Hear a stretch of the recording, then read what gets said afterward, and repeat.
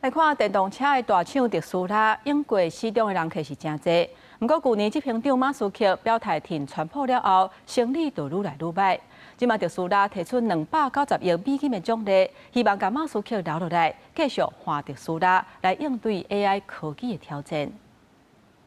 电动车大厂特斯拉的董事会随时跟执行长马斯克达成一项新的奖金协议，价值差不多290亿美金，大票8670亿，叫马斯克过做2年。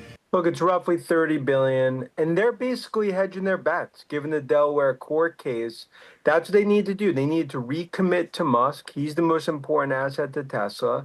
And also, this shows more and more ownership from Musk going forward. 这项奖励方案，马斯克会当得到9600万股的特斯拉股票，用来兑现2018年超过500亿美金的收入合约。因为这份合约去年12月，和德拉华州的刑评法院判无效，理由是特斯拉董事会批准过程有问题，对股东无公平。不过，若是马斯克上诉成功，法院恢复收入合约，就会失去新的奖励方案。消息公布了，特斯拉股票上侪是起2.9%，不过到顶礼拜五收盘，今年已经盘25%。国家海事研究资料显示，本来比其他的品牌有更较侪回头人客。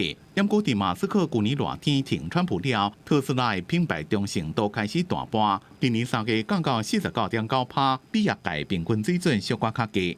Look, some loyalty might have diminished, but I believe that's contained in some of the issues. And I think the biggest issue for Tesla is about autonomous robotics and the AI future.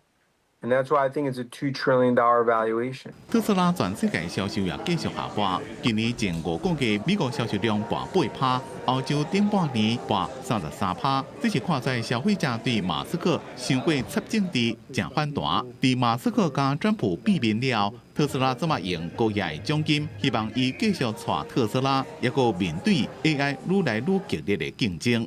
记者综合报道。